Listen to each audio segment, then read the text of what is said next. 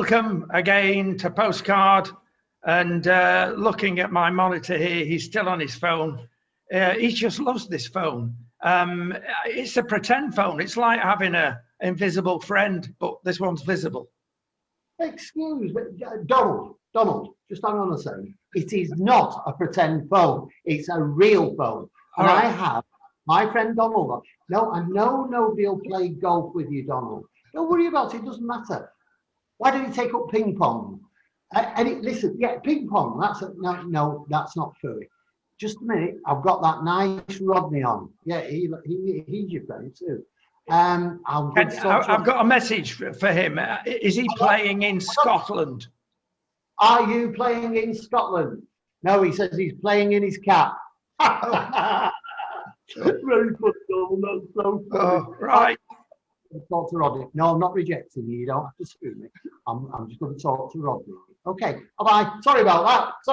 That's all right. Hotline to the White House, which is soon to become the Blue House. We won't go there, not yet. Well, I've got a story. I have a story to tell. Are you sitting comfortably there? Because it's in, I'm going to get the date. It's 1582. You remember that year, don't you? There was a big pandemic. Now, pandemics come along every 100 years, a big one anyway, on average. But they got a beauty there. It wasn't the Black Death. It was a lot of it was in the Mediterranean. And by the Eck, they know or knew a lot more than we think they knew, because an island of Sardinia in the Med between Italy and Spain was frequented by a young man that had a high fever, and he got away with it. He got into a large town in Sardinia. They found him perspiring profusely and isolated him. Too late. The whole town got it practically. 60% died. And maybe that would happen with the corona these days, because of course in those days they didn't have the medicines that we have now, etc. But 60%, but there was a doctor there, and he sorted the rest of the island out. He says, right, you're all under lockdown. You must space yourself, and don't forget this was a few hundred years ago, at least 2 meters apart. And all the things we're doing now for COVID, he got then, and hardly anybody else got it. That is proof positive that we have learned from the past. No, we haven't. It took us ages, and Britain, as you now know, has got the highest figures in the world. We're getting to grips because of the invention of the vax, especially the Oxford one, which is so cheap and readily available in the UK. But it just shows, Leigh, pandemics are not a new thing, and we've got to be sensible. I think you're right. Yeah, the thing that Britain has never been since the beginning of this is sensible. It's a travesty, and despite everything that you see, what I see with Boris, and a lot of people won't agree with this, is that Boris gave us the freedom of choice that a democracy should give you. And he gave out the advice to people, like, don't go out, like at Christmas, don't mix. If you want to, you can do, but these are the dangers of what's going to happen. And I think we're now paying the price of that. And it is obvious that if we have now the highest death rates in the country, in the world, then we've done something wrong. The same as things have gone wrong in America, the same as things have gone wrong in Spain. Happily, and we have to be positive, because of the vaccines now, it does appear that we are potentially winning the battle against this disease. Bear in mind that Mr. Hancock, that lovely Mr. Hancock, who's been playing out in the parks with his kiddlywinks, has now had to go into lockdown himself. So again, there's the strange messages this government gives out to the people of Britain. So yeah, fingers crossed. Past, you can always learn from the past, and we should always learn from the past. Past is what the future's built on. As a pressman, Leigh, you will always be influenced, me too, by the media, the good parts of the media, and that's in the majority, certainly in the UK and many other countries. But things have changed rapidly. Who draws the line if we're talking about freedom of speech? Where is the bar set? Now, let's move to social media, which was set up as the demagogue for freedom of speech originally. Say what you want, it's out there. But my goodness me, has it bitten back. And big tech, the big social media companies are now controlling us. They're telling us what to say if it doesn't fit their agenda. Now, no more illustrated than this, and we touched on it last week, is the fact of dear old Donald. Things are not what everybody perhaps is thinking, because one side of the media, and this is, if you like, criticism of the American side of the media, because it is dominated by the left and the truths are not coming out. For instance, Trump was accused, as we mentioned last week, of causing the riots on the 6th at Capitol Hill.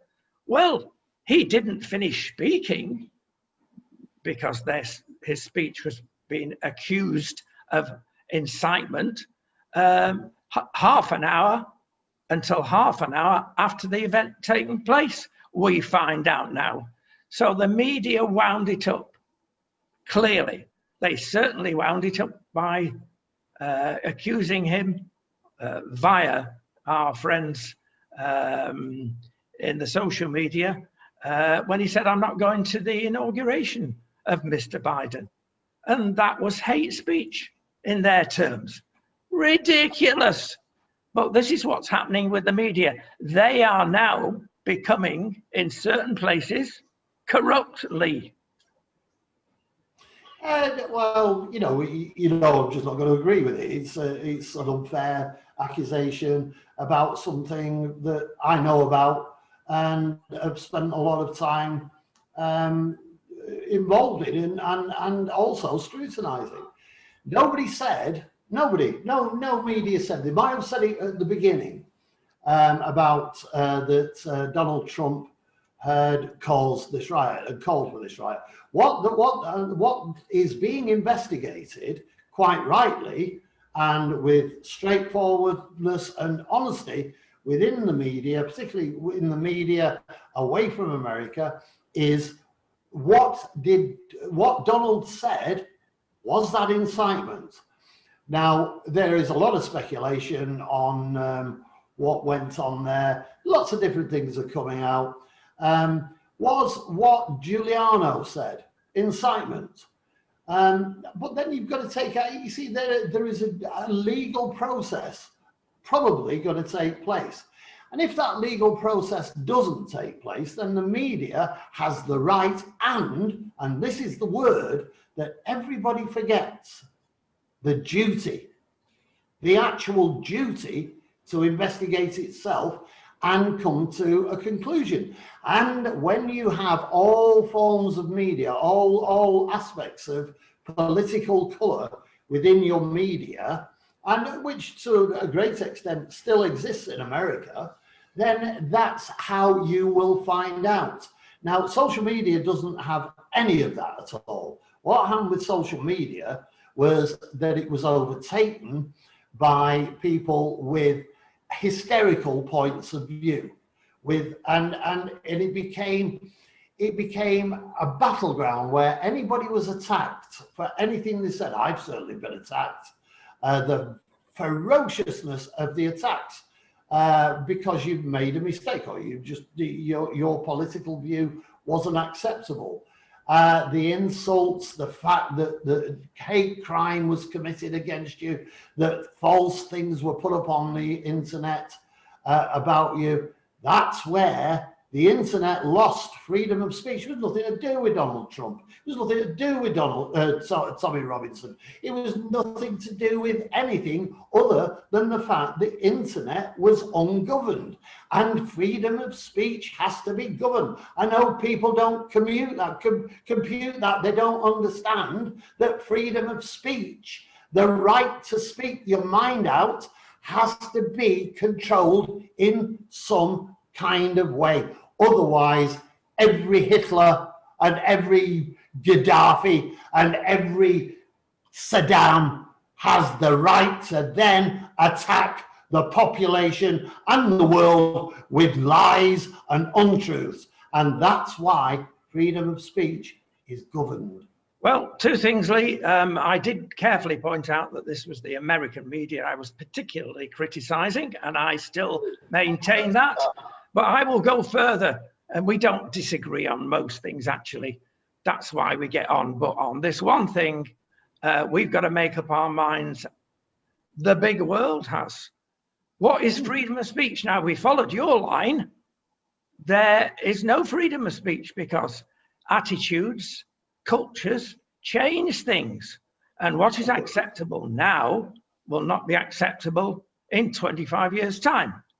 And who keeps setting the bar? No, who keeps setting the bar? Now, who do we believe? If we obviously say, look, that is damaging society. Now, there are lots of things, again, if we pointed out in the past, that damage society.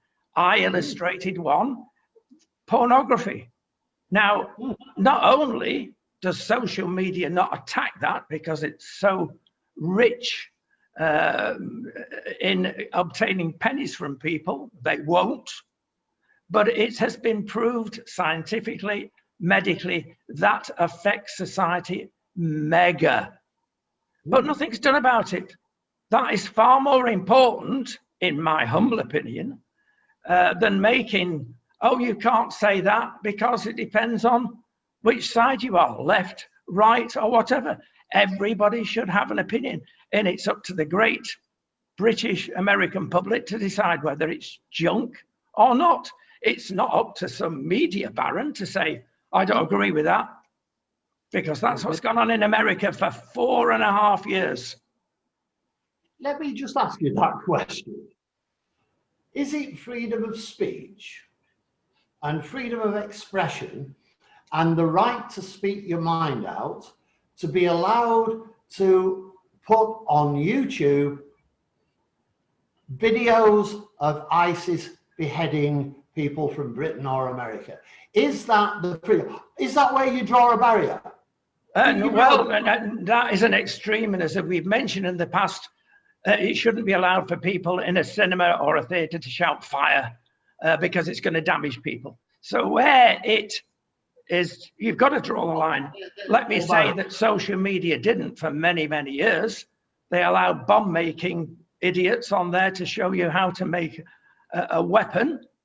But that is not freedom. That is just mayhem. But freedom of speech that doesn't harm people, I've got nothing against it. I agree. Absolutely. Oh, that's all right. We don't think all. But racism harms people. Racism changes the attitudes of society. Therefore, racism should not be amongst the publications of freedom of speech. And it isn't. Nothing wrong with that. I can't say anything wrong with that. Well, neither of us are racist, Leigh, at all. People have got to understand that there are bars within racism. There's the BLM movement that have driven coach and horses through this and have gone to a ridiculous extent. And one of the things that you brought up with me earlier was the pub problem that we have, that we will move on to, because apparently there are 26 pubs in Britain called the Black Boy. Go on, you tell me about that. Well, it's one of those mute situations. And again, actually, Peter Hitchens wrote very interestingly on this. These pubs have black in their titles, like the Black Boy and Trumpet. Now, historically, that goes back 300 years. Now, a pub group has decided to remove black from the names of its pubs. Now, I defend its freedom of action to do that. It has decided to do it. No, nobody's really complained about these pubs and these pub signs. The firm itself has decided to remove them. Now, but is it a racist statement to call a pub a Black Boy's Trumpet or something, to use the phrase black in that? I don't think it is. I don't think it's racist. I think it's part of history. However, if it then supports an industry, and this pub group weren't involved in slavery in its dim and distant past, if we have a statue in a city centre of a man who made his fortune out of slavery, then yes, I see the reason to remove it.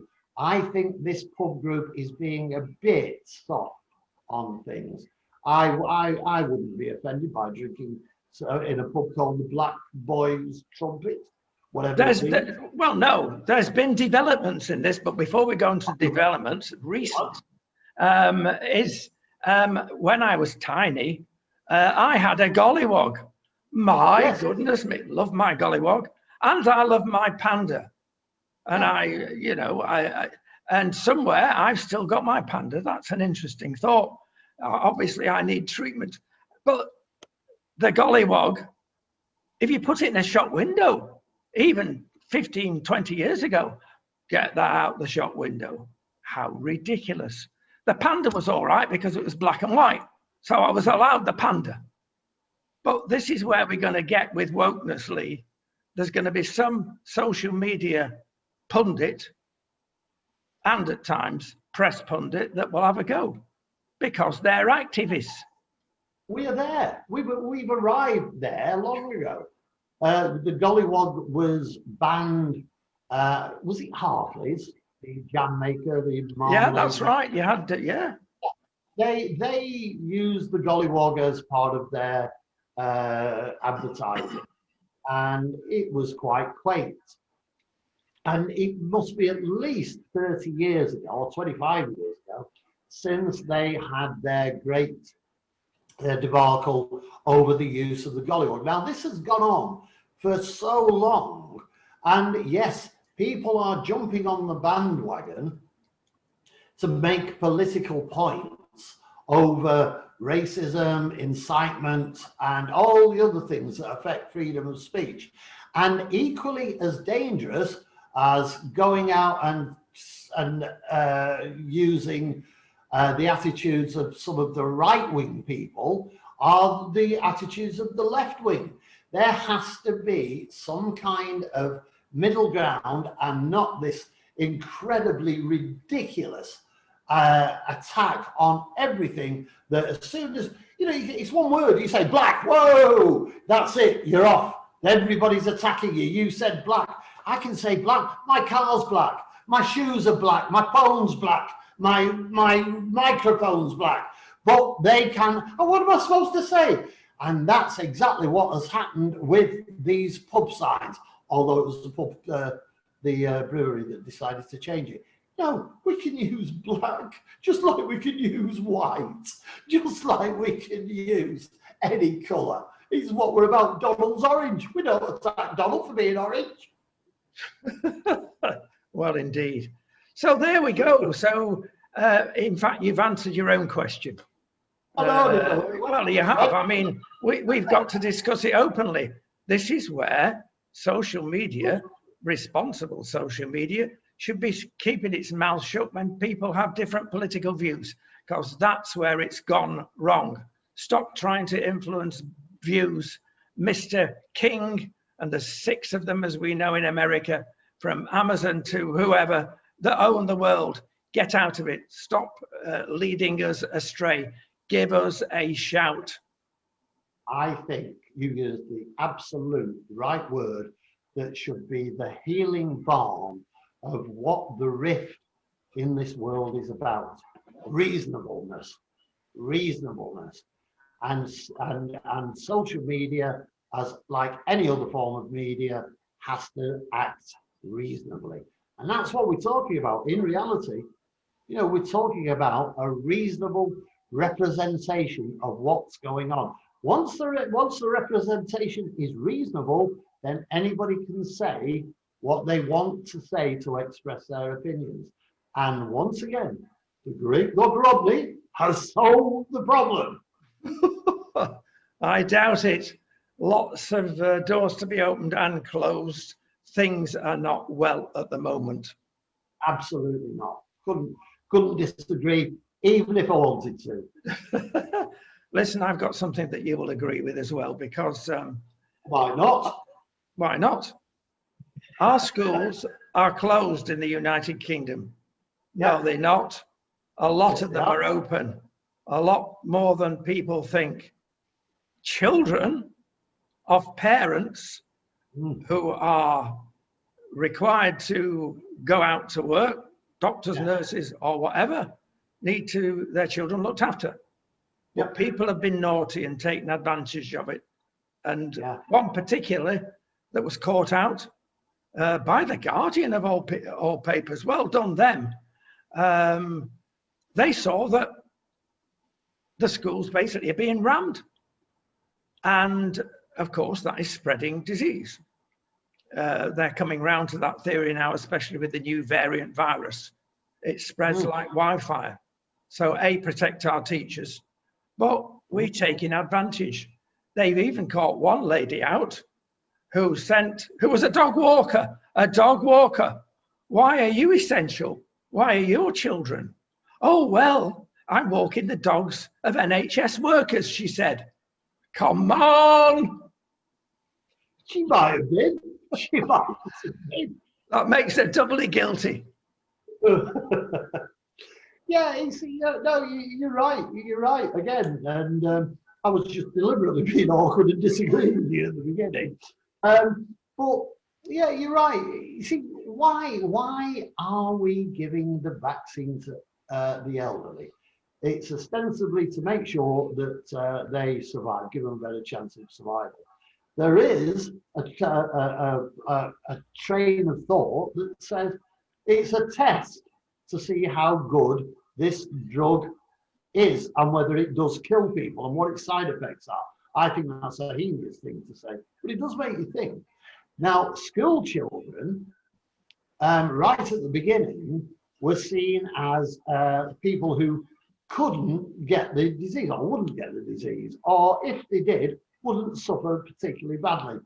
Now, that in itself is a bit suspect as well, and now it's being proved. To use schools to allow these children to continue their education so that their parents can go to work because they work in specific jobs, on the face of it makes sense. However, we have a massive nursery school system where private childcare schools, and none of these are working.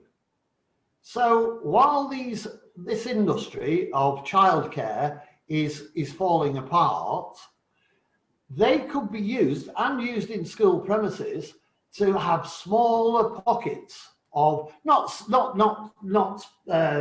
classes of 30, 35 children, but pockets of 2 or 3. And you pay these people to look after them.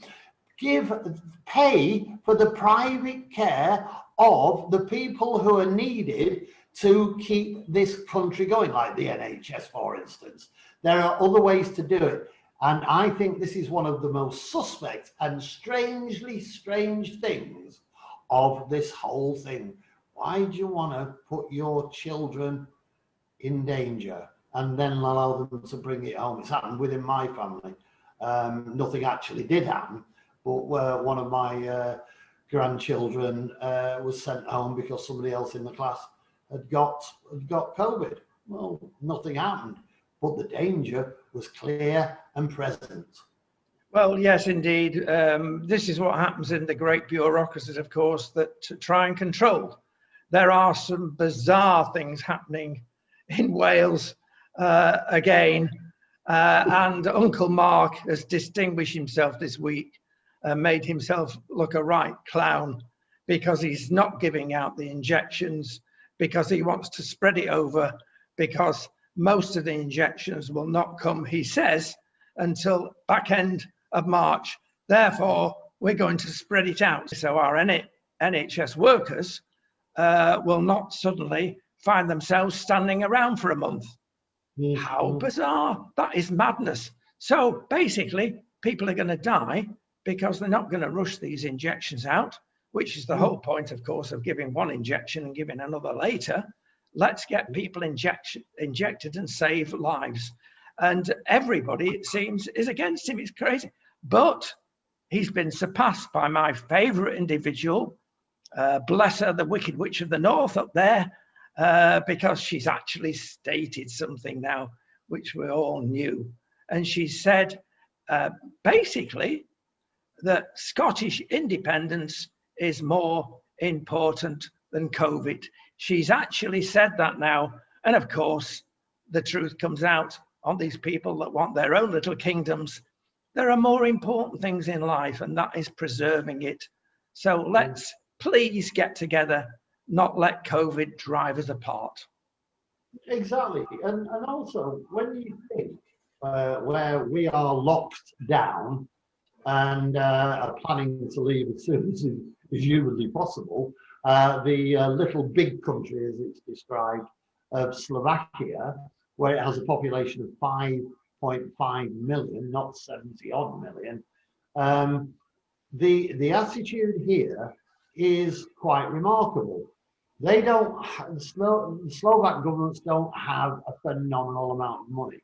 And because it's basically a service industry based country, tourism, etc., it's suffering incredibly badly. But what the Slovaks have done, and this makes sense to me, is that they have said that now we will employ students, not medical students, just students, and we will train them to give the vaccine to people, and we will not have people, while people are queuing on the street to get into a building where actually they're in more danger, we will now start to administer the vaccines on the street. Now that is incredibly intelligent sense. People are queuing up to go in a building where you can get the disease. But no, let's do it on the street. It won't make them that harm. They might be a bit chilly for a minute. Bit chilly, Lee. It was minus 17 degrees where you live last night. They're going to die of pneumonia. Well, it's better than dying of COVID. Well, yes, you could be right there. I know where you're coming from. But you see, this is practical common sense. Now, we've got to move on. There's not a real link here, even though I'm going to say there is, to the BBC. Bless him. Ooh. Oh, my goodness me. Dr. Liam Fox stood up in Parliament this week and had a real go. And he said, BBC journalism is not good. He didn't use those words, but that is what he was saying. And it isn't in parts of the BBC, because they got, and he's a doctor, medical doctor, they got statistics from 50 years ago to compare today, but they'd not allowed for the facts that, as you say, practically 70 million people in the UK. What I'm saying basically is you've got a comparison that's got to be brought up to date, but they didn't. They used oath to exaggerate, to cause more fear. And he said, this is quite wrong. We've got enough fear going around. Let's stick to facts and equate things carefully. And he went on, in actual fact, because he criticised the wonderful Nicola personally for doing exactly the same thing up in Scotland. Who do we trust, Leigh? Do we trust the power brokers? No. Do we trust our politicians? No, less than ever. Do we trust our local doctor? Does he know it all? No. Who do we trust? Do we trust the church anymore? No, we don't. Especially this week, of course, because the dear old CB have got a body headed by a lady that is distinctly cultural sensitive, let's say. No, let's call her what she is, bless her, woke. And apparently they're going to withdraw all their, I think it's 19 billion pounds of investments. This is the poor Church of England, from all the companies that don't state, we want more black people, we want more disabled people within a particular company. And if they don't meet the Church of England standards on that, they will not invest any more money. Churches stick to churching, not politics. Church has always been a major leader in politics and in the persuasion of people to react in a way. See, religion is politics. You know, the politics of religion are just graphically there for anybody who. It might be the politics of good and evil, but that is what politics is about. The BBC element, the figures that were discussed, people. You see, let's try and look at it in a different way. And this isn't a defence of the BBC, but it's a defence of looking at things in a different way. The BBC is actually a very, very good investigative operation. Particularly its fact-checking endeavours are brilliant, really good.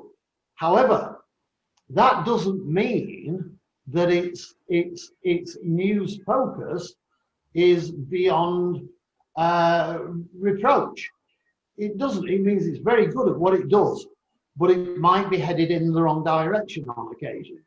Plus, add to this, the politicifying of, that might be like your words last week, I might have just made that word.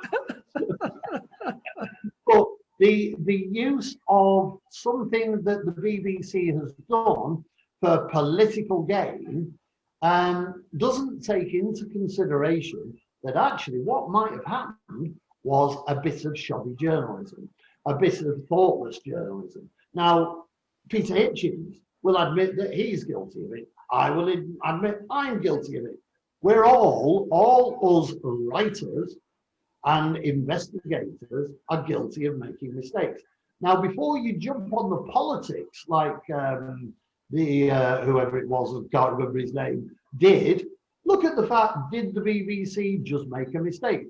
It's such an obvious thing to do. 50 years ago, I don't know exactly how many people were in this world 50 years ago. In this country. I think I personally think it was 53 million, but I'm not sure why I think that. And the difference is basically a third. So yes, somebody has to put that together in a reliable and sensible way. And they might just have made a mistake and it went through. Journalists can be a bit silly at times, but the politics isn't necessarily right. Well, they are, I've got to say, Leigh, they are biased. I'll give you an example. BBC are very biased. There's been lots of reports done about them, and that has been the conclusion of many independent people that have invested. They are terribly biased. An example, your mate, Donald. Again, they were having a go on Radio 4 this morning. Instead of getting a pro-Donald and an anti-Donald, which is normal journalistic way of doing things. First of all, before the 8 o'clock news, they got somebody from the White House that had been working with Donald. They got the right person, pretending to get somebody that was on his side. But my goodness me, being damned by faint praise springs to mind. And then after the news, they said, we're going to get two people who were plainly Democrats and extreme Democrats to discuss the Trump man.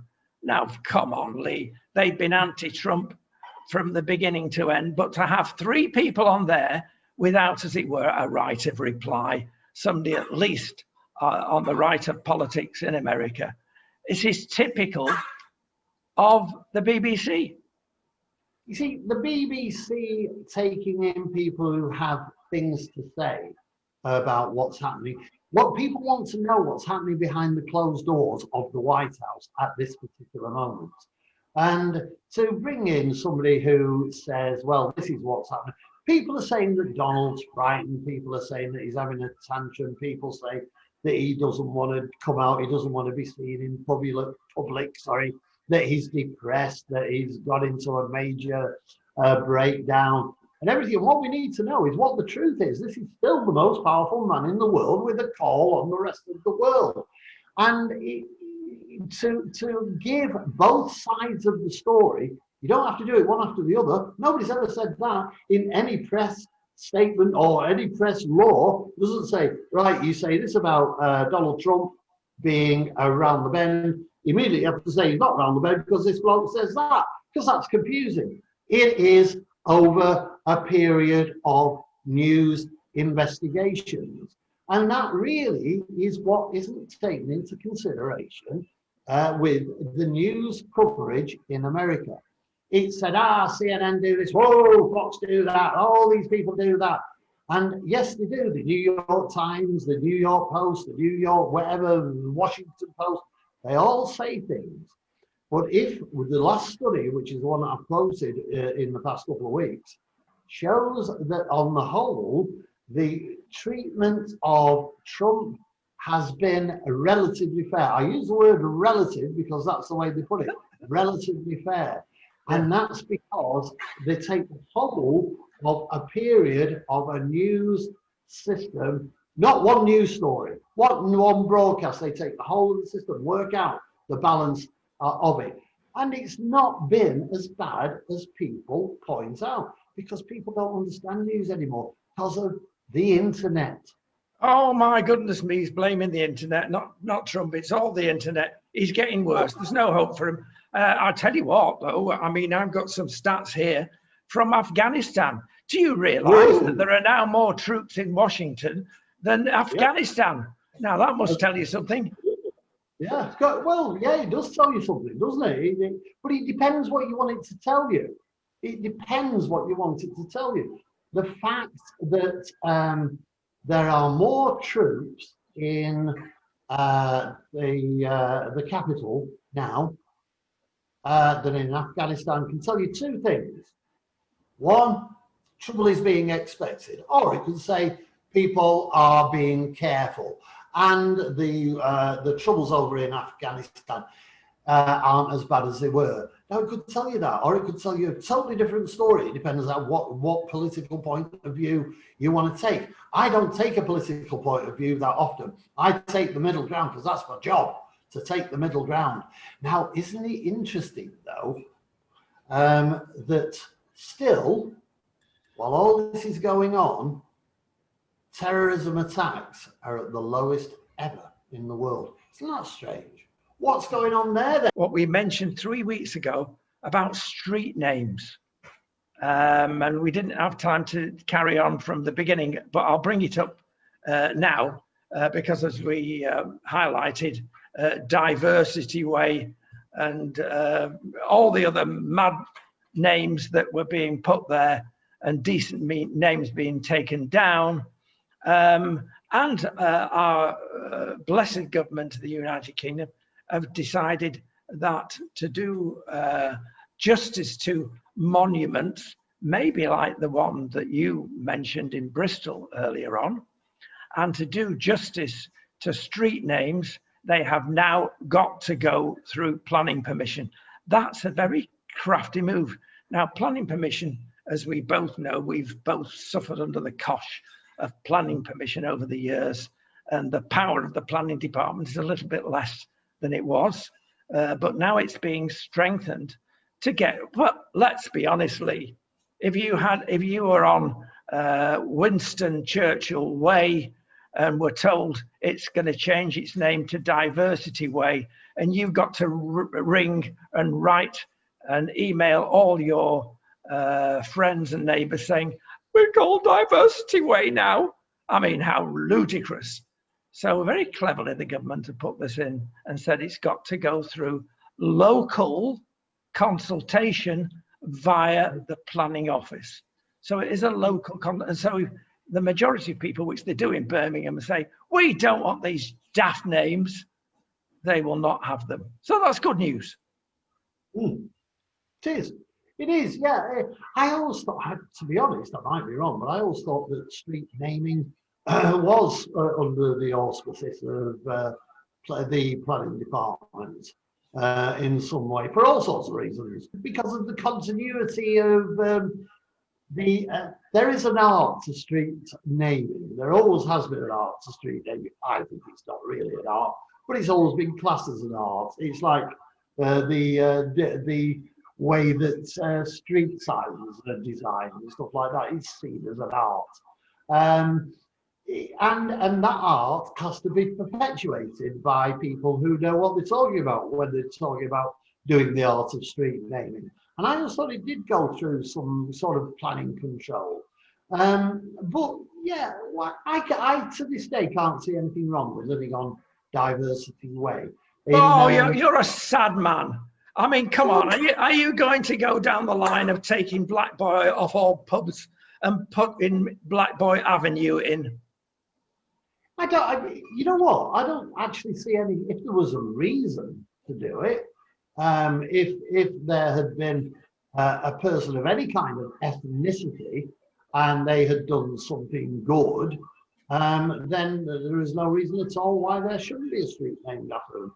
Particularly in America, that happens all the time. You know, it's there's everything. Bob Dylan Way, Jim Morrison Avenue. There's all sorts of things, and that should be done. But the point I was going to make is very simple.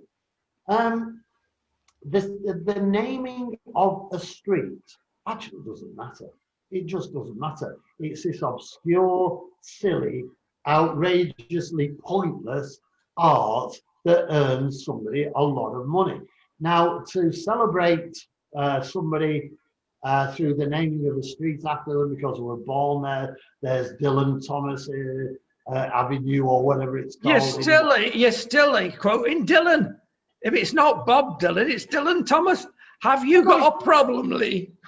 No, they're my heroes. My dog was called Dylan. My dog was called Dylan. It's getting worse. You're seriously affecting your image now. Do you realise that?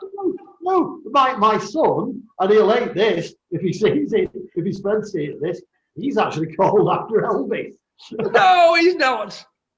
He is, but we were subtle about it. You see, this is the subtlety of naming. We didn't call him Elvis Banks, we called him Aaron Banks as his middle name. And there is another Aaron Banks, of course. Was this the real reason? That's the financier behind your wonderful. Yes. Yes. And one of my grandsons is named after Dylan, and one of my other grandsons is named after Africa. Africa. Arlo, Africa. Have you got a Tracy in the family? No, he was conceived on the top of an elephant in Africa.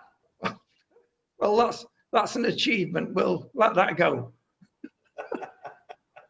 Right, before this conversation descends further, I will finally mention Amazon. Now, Amazon have been criticised for lots of things, but they do perform, especially in COVID times, a service. But what is not known is that the average retail high street shop has a 10% returns figure. So you may get the wrong dress size in your case, or you may get bananas that have gone off or whatever. You take them back. Now I thought, my goodness me, 10%, that's a lot. That's a lot of loss on a shop. that has got to mark its profit margin of taking that into account. So we're either very picky in the UK or normal. But Amazon, and these are figures I've got to say now are out of Canada. Now, whether that's out of line, I believe not much out of line. But when you buy from Amazon, of course, what's made them greatly successful is the returns policy. Now, I've got to say in other countries, like, and I've got to mention Spain, the returns policy is, yeah, it works, except the transport system for deliveries is appalling in Spain compared with Britain. And you have to take your returns back, and some people say, oh, I'm not bothering. Perhaps it's done deliberately.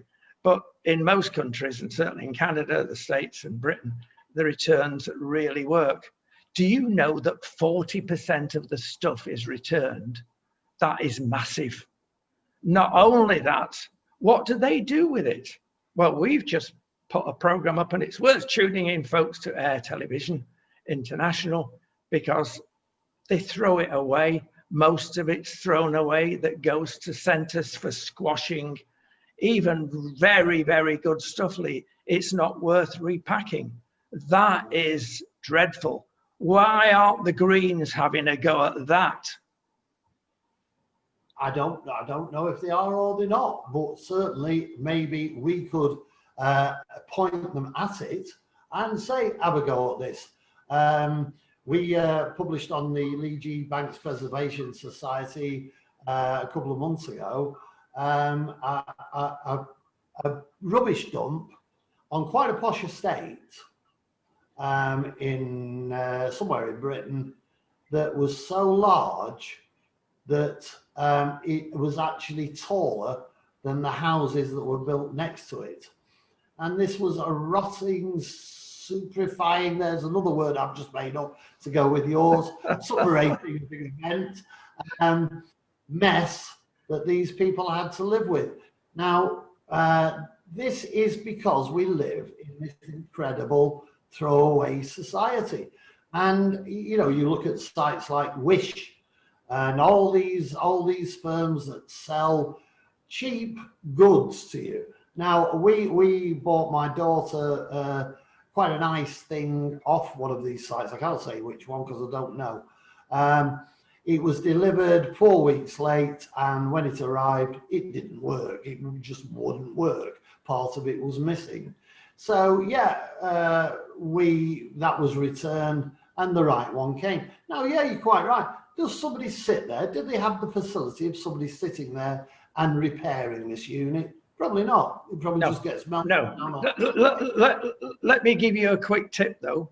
Some of the stuff is recycled. And the tip is go to Amazon wholesale, because you will find you will get between 25% and 50% off an item that is not even been opened at times, or its packaging has been damaged, but the fridge, the television, whatever, has never been touched. Go to Amazon wholesale and you'll find out there bargains of the century. And is this returns? These are returns, and because they do recycle, obviously, the bigger items, but it's worth it. But can I say, having criticised Spain about their local delivery service, if you want anything repaired, go to Spain. They're still at it. They've still got the artisans. Example, my mobile phone went berserk. I took it, and I will mention the Samsung shop. Oh, this will never work again. It's not worth repairing, you know, the usual old soldier thing. So I grabbed it off them because it would have cost another £500, £600 to get a new phone that was half decent. I took it to my local village. Oh, that's easy. It's a software problem. 25 euros later, mate, I was rejoicing. So they do things like that in Spain. They do still repair things. There you are. That's a good thing to go out on. We've got to finish. We've got loads to discuss. We'll probably have an earlier postcard this week. Donald phoning me. Yes, that was the reason. Sorry. Anyway, listen, I'm saying we'll have another one very shortly. but we might not, because the 20th is upon us. Now, according to social media, Leigh, the end of the world is going to happen there. Things are going to happen. So maybe we should keep that day. We got it right about the 6th, but I'm not saying that this is going to be right about the 20th, because it has come from some nefarious sources. Shall we say that if anything big happens, we will immediately get on our Zoom studios and report on it and be nice to each other? It will. Right. I'm being summoned now to have some food. I've got to bring the conversation to an end on a very prosaic matter. But we have to eat. We record these programs at all sorts of day and night. And in Slovakia, of course, it's quite sensible. He eats at 4 o'clock in the morning. I found out this is the Leigh G. Banks revelation show. So you know more about him, you know more about his family, and the fact that he's up at 4 o'clock in the morning, usually watching the telly. Yeah, do you know what we're watching at the moment, very quickly? Brilliant. Watching the biggest dystopian film series ever made. And we watched it because we watched everything else on Netflix. We're now watching The Walking Dead. Oh, great. Yes. I rest my case. There is no hope for him. Leigh, thank you so much. See you next week. Bye-bye.